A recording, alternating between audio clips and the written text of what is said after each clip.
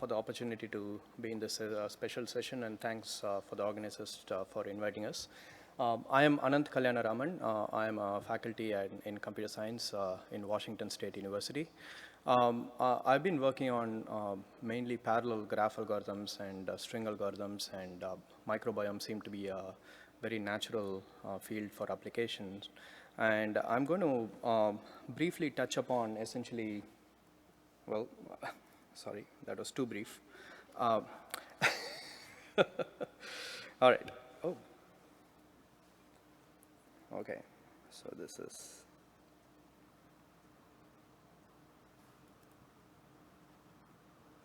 All right. Hopefully it will stay here. So I'm going to very briefly touch upon microbiomes. I think it's nothing alien to this community. Certainly, there have been multiple talks in this very conference about microbiomic data and so on. What I'd like to focus on is basically some graph theoretic modeling that will help us analyze the different kinds of data sets that comes from these communities. For those of you who may be less familiar with microbiomes, basically these are community microbial,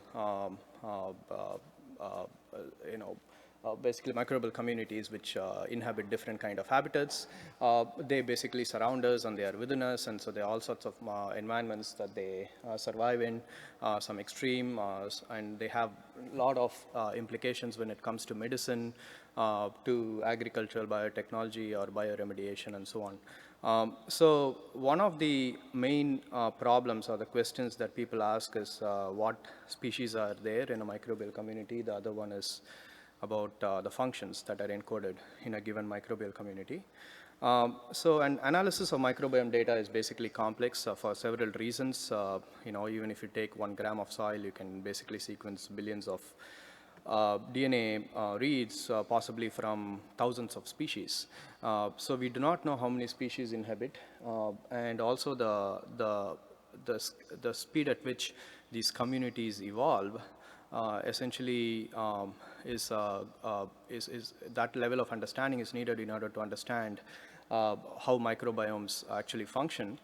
And given the new set of high throughput sequencing technologies and the advances there, longitudinal studies and so on are becoming realistic. However, the computational tools are not yet there in terms of how well they can allow us to take data coming from all these different time samples and analyze them. So there's plenty of complexities that are there when it comes to from a computational standpoint.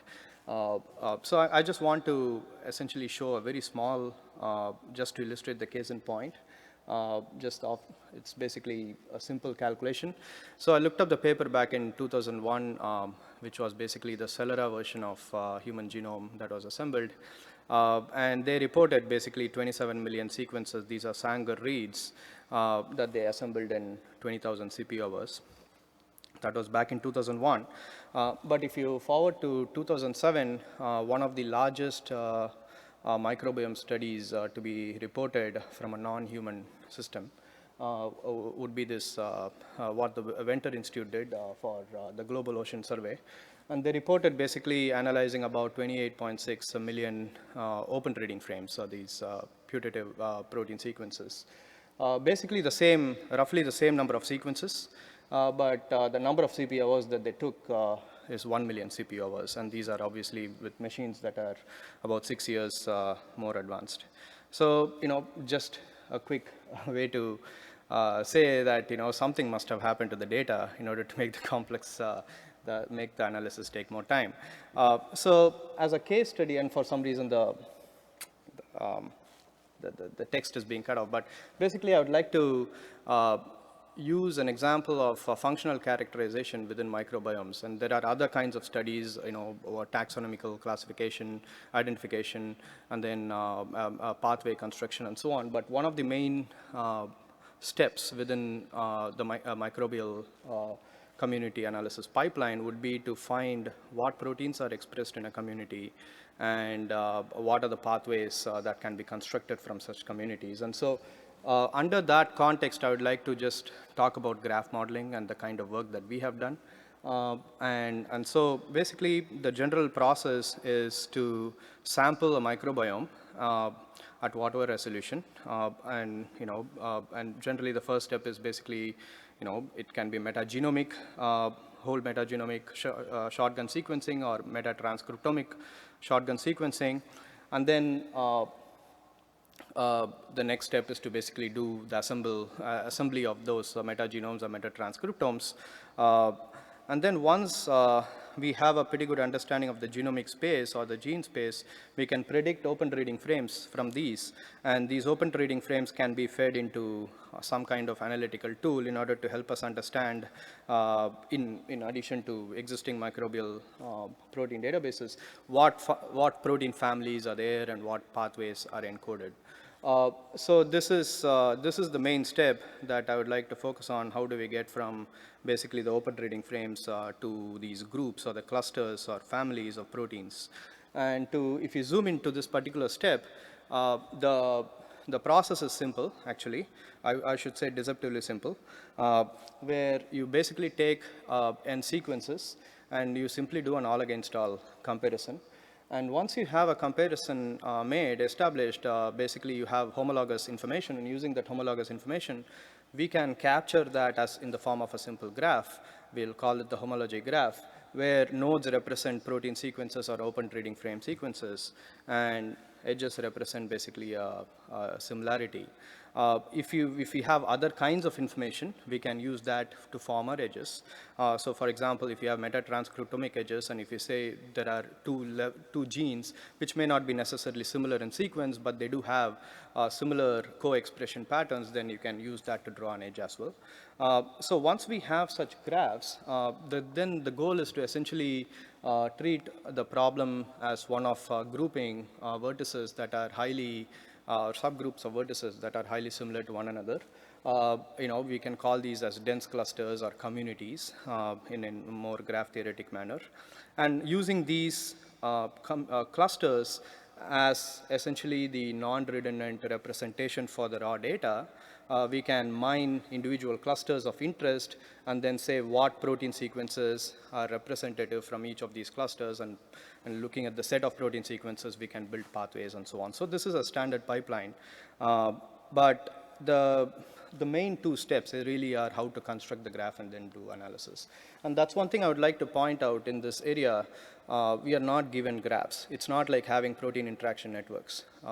So we have the raw data, which are typically in the form of sequences, and we have to infer computationally some networks which happen to be poor substitutes for what we would see if we have a better observational capability at the experiments. So that also means that the accuracy or the precision in which we build these networks become important. So those are the two challenges really. One is to basically build robust networks, and then from these raw sequence data, and the other thing is do clustering in a more precise manner. The state of the art for network construction is basically using fast heuristics, alignment heuristics, and essentially drawing similarities between pairs of sequences using blast-like techniques. However, if you notice from back in the late 90s and so on, there could be some sensitivity loss. There have been papers published that say, okay, so if you use Smith-Waterman versus if you use BLAST and so on, what would be the difference in the number of pairwise homologs that get missed and so on. We actually did a small study using a small ocean metagenomic data set, and we observed basically compared to the Smith-Waterman based alignments, if you were to perform BLAST, we would miss anywhere between 40 and 70% of these pairwise sequence similarities. And this is a big difference. We can't ignore these. So basically then the next question we asked is, can we really use optimality guaranteeing alignments as a way to validate these edges at extreme scales where we have millions of sequences? In small set, this is completely feasible. So we need a better, efficient way to form these edges in a reliable manner. The next step is clustering, where typically if you formulate it in graph theory forms, it becomes an NP-hard problem in different ways. So general techniques that are used are these uclust and so on, which essentially does incremental clustering. It's basically greedy approach. The order in which you feed the sequences matter. And also, if you set the sequence similarity threshold to be high, like 90%, the programs run fast. The moment you start lowering the similarity threshold, which we have to do for metagenomic databases, protein sequences share only about 40% similar. There are a lot of sequences in that horizon. Then the tools get to become really slow. So essentially, we looked at these two steps and came up with new algorithms for these. I'll not have time to go over these two algorithms in details, but I'll just give you very quick snapshots of those. The graph construction basically is in the form of these two tools. pGraph is basically a distributed memory parallel tool. Paracel is a single node multi-core equivalent of for the same function. All it does is takes an input set of sequences and produce the homology graph. The second step is basically once we have the graph, how do you do clustering? And we have this tool called Grappolo, which is another parallel tool. So for homology construction, here the problem is very simple. If you we are given n sequences, we can do all against all comparisons. That's what we need to be doing. But the classical approaches is basically seed and extend, which many of you will be already familiar with. Essentially, it has two steps. We identify, if you take two sequences, you identify a quick seed using some fixed length exact match. It could be a simple k-mer, and then you extend it and to form the alignment. And this alignment is done using a heuristic. It can be a gap extension or an ungap extension. So obviously, an alignment is produced. It doesn't guarantee the optimality of alignment, but in most cases, it turns out to be pretty good. The approach that we took, especially considering these are sequences coming from metagenomic databases, is we wanted to make sure the alignments are as sensitive to the extent possible. So we did two things. One is to identify seeds, but not fixed length seeds, but variable length seeds. Once we have variable length seeds, ignore the seed where it occurs and simply do an alignment for only those pairs of sequences for which we found a good seed. So instead of doing all against all, we basically pick a very small subset of pairs of sequences and then spend more time essentially doing alignments on those. That's essentially the main idea. So we use basically suffix trees as our filter. We also have a code that uses enhanced suffix arrays. So here we basically construct a linear space data structure on a distributed memory computer for all the sequences. And then we basically cut the suffix tree at a certain minimum exact match cutoff, which can be actually set by looking at how many differences we expect to see in a pair of good aligning sequences.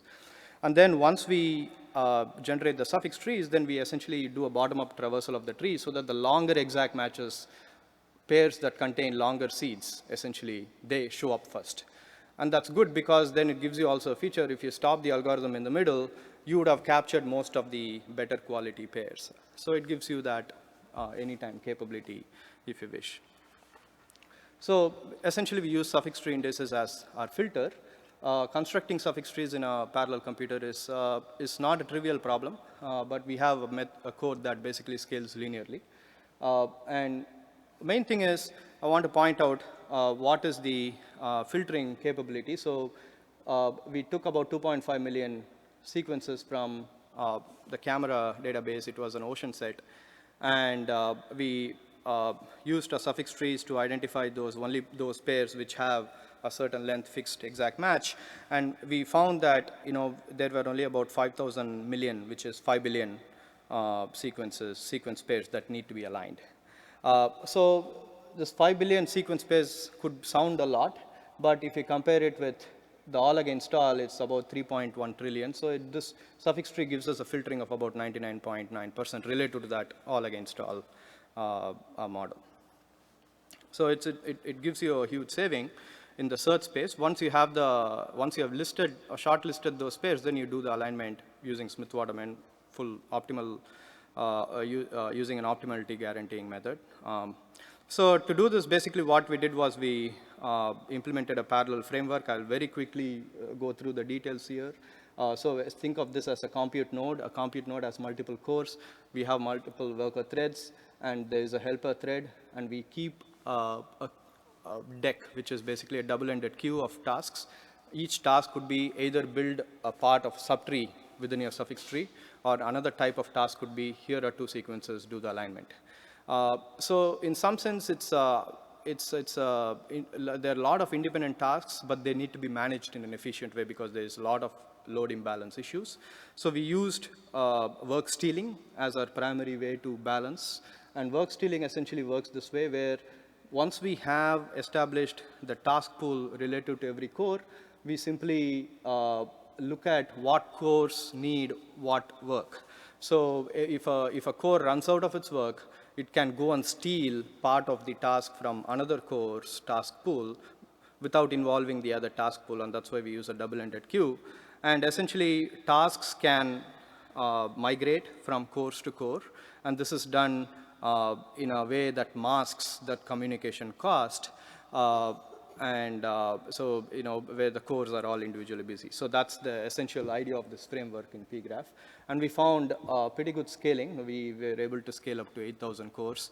And main thing is, for about 5 million sequences, we were able to basically perform the job of all against all in less than 10 minutes on 2,000 cores here, actually. So the next part is on the clustering. So here again, the goal is very simple.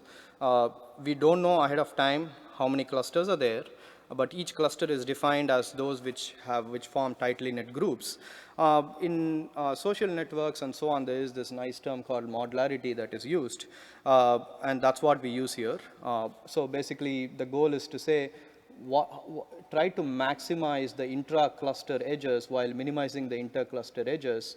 And we do not know ahead of time how many clusters are there or the size distribution. So essentially, the goal is to give maximum flexibility to the vertices to decide which communities they should be recruited by. And there is this beautiful algorithm in 2008 that was developed by Blondel et al., which is called the Louvain algorithm, which does exactly this, where you basically start with every vertex in its group, in its own group, and then the vertices start moving around to their neighboring communities, and the communities start becoming bigger, and at some point it stabilizes, obtaining some kind of equilibrium, or convergence. So it's a multi-phase, multi-iteration heuristic. So once they form groups and the groups don't change anymore, you basically compact the graph and you feed it again, because there could be some local maximal situations that you would have reached at some point. So there are some issues with this method in terms of, once you start scaling it up, and we ended up parallelizing it, and I'm not going to go too much into details, but simple ideas are, okay, so you have I and K, if you don't want them to be exchanging groups, or if I goes to K's group and J goes to K group without knowing I and J are going to the same group, I and J need not be friends, and so they may repel each other and they may have to come back later. So we want to avoid such situations, and so we essentially imposed a partial ordering on the vertices of the graph using coloring and some other labeling heuristics and so on. So I will show some main results. Basically, in essence, our parallel code reduces the number of iterations for convergence drastically, while also possibly increasing the quality. So for example, for this input, we are basically converging in less than 20 iterations, while the serial code took about 50 iterations. And keep in mind that each iteration is parallelized, and so you would have that multiplicative speed up. So we analyzed this on a data set, about 2.5 million sequences that we got from a collaborator at UC Davis. He works in cow gut, and here he was interested in basically studying cellulose degradation, but we had this huge data set to start with, and so we essentially used our pipeline of pGraph to generate these edges. Edges are nothing but the graph itself, about 95 million edges, and we fed the graph to Grappolo, which is the clustering code, and we got about 206,000 clusters. More importantly, there are about 92.7% of the sequences, about 2.3 million sequences got captured in some cluster or the other. So there is less data loss. We also performed a BLAST-based graph construction, and I don't report on the time there. It took several days. And then using very comparable parameters, and we found only 30% of the vertices to be captured in clusters. So that's a significant gap that one cannot easily ignore. And so that's one of the points that I want to make in this talk. Essentially, graph representations are effective for these microbiome community analysis. But the thing is, how do we construct the networks in a robust and reliable manner becomes an important challenge here. And there are multiple applications for graphs and networks in this area in microbiome which are yet to be explored. So I've just shown you one small example of functional annotation, but really there are so many other applications once you start bringing in graphs that are built or data that have been sampled from different conditions or longitudinal studies or from different communities and different systems. How do you compare them and so on? There are plenty of graph operations that one can use which have hardly been explored.